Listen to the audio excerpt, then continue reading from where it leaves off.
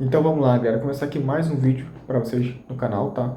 Um vídeo hoje com um formato diferente, né? Como vocês podem ver, eu não estou no carro, estou aqui no meu quarto gravando, tá? E estou decidindo testar esse tipo de vídeo, esse formato de vídeo, porque é um vídeo informativo e acredito ser mais fácil eu trazer assim para vocês sem ter que estar prestando atenção no trânsito, sem ter que estar ali me desconcentrando um pouco para estar falando com vocês da melhor forma possível. Então, acho que aqui, dessa forma, eu consigo estar passando para vocês aí de forma mais rápida e prática e né, sem ter que estar ali me concentrando em fazer duas coisas, tá? Então, hoje o vídeo aqui é para explicar para vocês o que é um híbrido leve, se compensa ter um híbrido leve e o híbrido leve daqui para frente, né? Estamos em fevereiro de 2025 e como é que vai ser o híbrido leve, na minha visão, na minha opinião, daqui para frente, tá? Então vamos lá, basicamente aqui explicar primeiro para vocês o híbrido leve, como ele funciona, tá? Um híbrido leve, galera, basicamente ele vai ter um motor a combustão tradicional, tá? E no caso do híbrido leve, o motor a combustão ele não precisa ter alterações, tá? Normalmente híbridos padrão, do tipo heavy, como é o meu caso aqui do Prius e do Corolla, enfim, o motor muda o ciclo de Otto, que é o ciclo tradicional, para o ciclo Axon, né? No caso do híbrido leve, não costuma ocorrer isso. Ele mantém o motor no ciclo Otto, tá? Isso acrescenta um pequeno motor elétrico aí, que vai, galera, aqui é o ponto interessante. Ao invés do carro ter um alternador e um motor de partida, tá? Não é regra, tá? Mas a maioria, vamos dizer que 90% vai ser assim. Ao invés de ele ter um motor de arranque e um motor de partida, ele vai substituir tudo isso por um grande motor elétrico, tá? Então ele vai fazer essa função de gerador, né, do alternador, e essa função do motor de partida de dar o arranque do carro, tá? Então o híbrido leve basicamente isso, ele vai ter um grande motor elétrico, né, se comparado com esses dois, né, galera? Substituindo isso daí e deixando o sistema mais leve, tá? Até por isso do nome, híbrido leve, deixando o sistema mais leve e garantindo uma economia aí para o carro. Qual é essa economia? Não muito, tá, galera? É uma economia de no máximo 10%, tá? E o grande lance aqui é nas emissões de poluentes, que ele consegue reduzir até 20%, tá? Então, depois eu vou falar sobre isso, né, do porquê isso ser tendência daqui para frente, mas 20% você consegue aí ter uma margem muito grande ainda para trabalhar com motores a combustão durante muito tempo, tá? Então, basicamente, o híbrido leve é isso. Ele vai ter um motor elétrico, tá, maior, que vai substituir tanto o motor de partida como o gerador, o alternador, né? Então, vai ter um motor para fazer os dois aí em 90% dos casos, tá? Isso não é uma regra, ele pode continuar tendo os dois, tá? Mas ainda assim vai ter um motor elétrico aí maior para dar esse auxílio no carro, deixar tudo mais leve, tá? No caso dos Fiat, né, que é o que lançou aí mais recente, tanto Fastback como Pulse, que usa a mesma mecânica, é um motor elétrico de 4 cavalos, tá? Então, é uma pequena ajuda ali para o motor a combustão, ok? Agora eu vou explicar mais ou menos o funcionamento, né, que eu expliquei o que ele é, né, a forma mecânica, e agora eu vou explicar aqui um funcionamento, né, como ele funciona na prática, tá? É uma forma que eu gosto de explicar, para a pessoa entender fácil e rápida. Todos aí conhecem, acredito, o funcionamento do auto start stop, né? Que é aquele sistema que quando você para, por exemplo, no sinal, o carro desliga, né? Tirou o pé do freio para o carro voltar a andar, ele liga novamente, você nem percebe ali e o carro segue, né? Esse sistema aí vem sendo instalado em boa parte dos carros, tá? De uns 10 anos para cá, e hoje está disponível até em muitos carros populares aí, tá? Então acredito que muitos conheçam isso e muitos até não gostam, né? E o que o híbrido leve faz? Eu explico que o híbrido leve basicamente ele alonga esse auto start stop, tá? Ele é como se fosse um auto start stop alongado, né? O start stop tradicional, né, o auto start stop, ele vai desligar o carro toda vez que o carro parar, né? E no caso do híbrido leve, não. Ele vai desligar o carro já em movimento, tá? Isso aqui vai diferenciar, galera, de híbrido leve para híbrido leve, tá? Da potência que cada um vai ter. No caso dos Fiat, ele só vai desligar o carro ali em baixíssima velocidade, a 20 km por hora. Pode ser que ele já desligue o carro quando você tirar o pé, tá? Mas, por exemplo, no caso dos Audi, do Mercedes, que já vai ter... a Mercedes, por exemplo, ela já tem 20 cavalos no seu híbrido leve. Então, se você tiver ali, por exemplo, 80 km por hora e tirar o pé do acelerador, se ela tiver carga, ela já pode desligar o motor a combustão, tá? Então, a forma que eu gosto de explicar é essa. Ele é um auto start-stop alongado. Ele vai desligar o carro em diversas situações aí quando você tirar o pé do acelerador, ok? Acho que é uma forma que fica fácil, né, da galera entender, tá?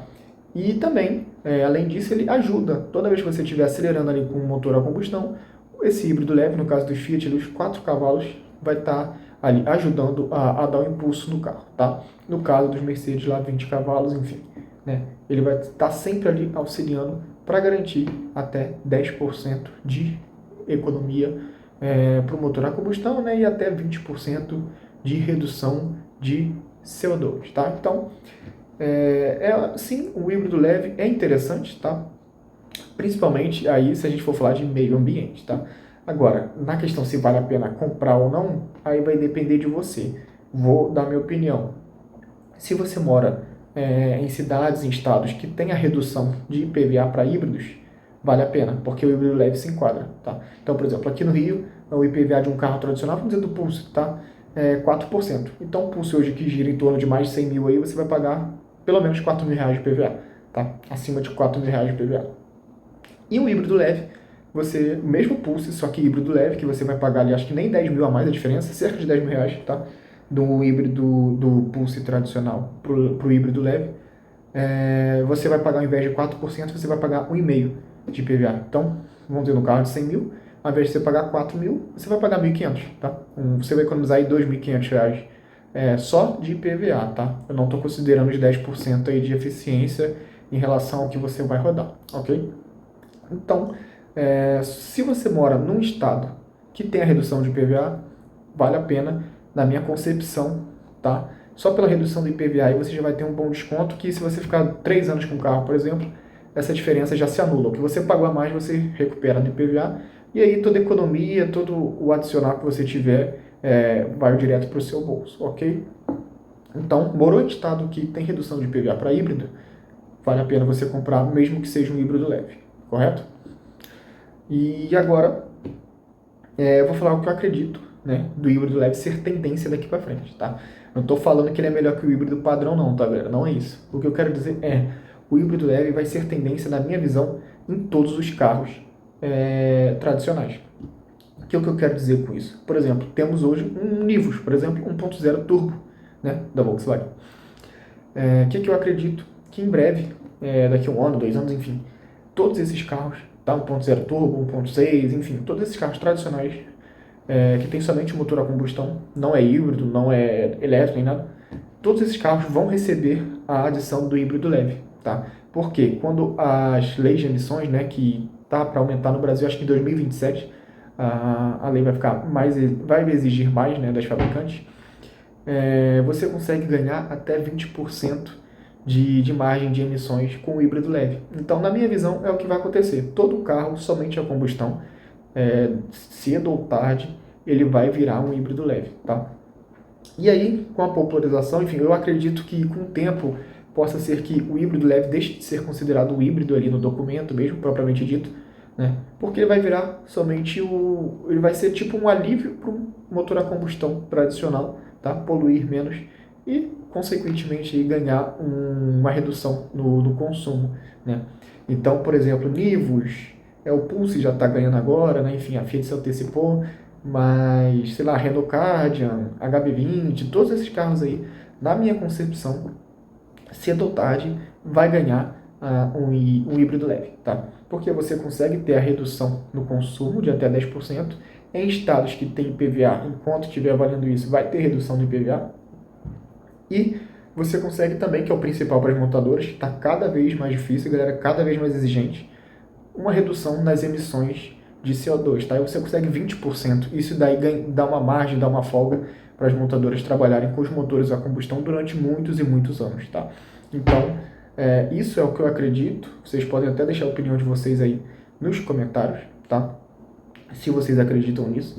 Mas eu acredito nisso aí que eu falei, que todo carro, cedo ou tarde, vai virar um híbrido leve, né? Todo carro que for somente a combustão vai virar um híbrido leve, porque compensa para todo mundo, compensa para o bolso de quem usa, compensa para a montadora, né, que vai acabar se enquadrando, não vai precisar, vamos dizer, criar um motor novo, não vai precisar desenvolver um motor totalmente novo para se enquadrar, e compensa também, né, para o meio ambiente aí, com a redução até de 20% de gases, né, do CO2. Então, comentem aí o que vocês acham. Essa é a minha análise aí para o híbrido leve, tá? Ele não é melhor que um híbrido padrão, não é melhor que um híbrido heavy, que um plug-in, enfim, mas é a solução para todos os motores a combustão tradicionais continuarem tendo vida, né? Por exemplo, dá um exemplo aqui para vocês, a Audi RS6, para quem conhece, é uma perua esportiva da Audi, carro de milhão, aí, acho que é mais de milhão até, é um híbrido leve. Pouca gente sabe, né? Mas por que não se fala? Não faz, a Audi não faz questão de divulgar que é um híbrido leve, que eu acho que o que vai acabar acontecendo daqui a um tempo, né? Já que acredito que todos os carros serão híbridos leves.